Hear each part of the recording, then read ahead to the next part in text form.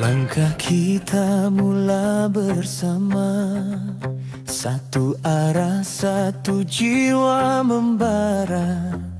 Biar badai datang melanda, kita teguh tak akan goyah. Tiada yang lemah bila bersatu, tangan digenggam, hati berpadu. Setiap cabaran jadi pelajaran untuk naik ke puncak kejayaan. 1, 2, 3, Kita pemimpin masa depan, berjiwa besar, beriman teguh di medan, berani hadapi gelora cabaran dengan semangat dan keikhlasan. Kita bersinar dalam perjuangan, membina harapan, menyalakan impian. Bersama kita menulis sejarah, inilah semangat impinan. Bangkitlah sahabat, jangan menyerah, walau jatuh terus melangkah. Kepimpinan itu amanah, bukan kuasa tapi ibadah.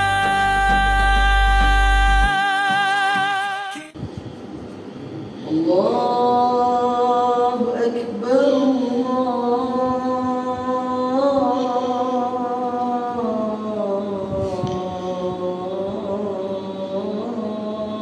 Akbar. Kita pemimpin masa depan, berjiwa besar, beriman teguh di medan, berani hadapi gelora cabaran dengan semangat dan keikhlasan. Kita bersinar dalam perjuangan, membina harapan, menyalakan impian. Bersama kita menulis sejarah, inilah semangat impinan. Bangkitlah sahabat, jangan menyerah, walau jatuh terus melangkah. Kepimpinan itu amanah, bukan kuasa tapi ibadah. Kita pemimpin rasa depan, berjiwa besar, beriman teguh di medan, bersatu hati menempuh halangan demi umat dan keteladanan. Assalamualaikum warahmatullahi wabarakatuh. Saya Nur Hidayah binti Abdul Talib.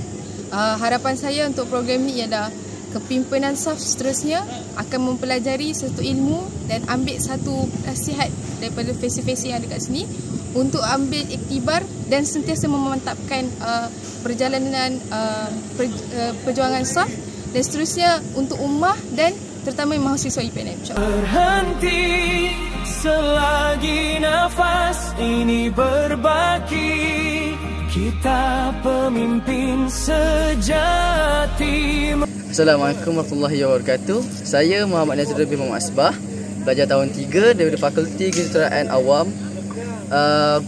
Pada hari semalam, iaitu Jumaat dan hari Sabtu dan esok Ahad, saya telah join program ni, iaitu program Karisma Pemimpin, yang bagi saya pada awalnya saya tengok program ni, saya apa yang buat saya tertarik program ni sebab yang pertama sebab dia buat di Kem Komkoi yang bukannya mudah tu kita nak masuk sesuka hati. Yang pertama.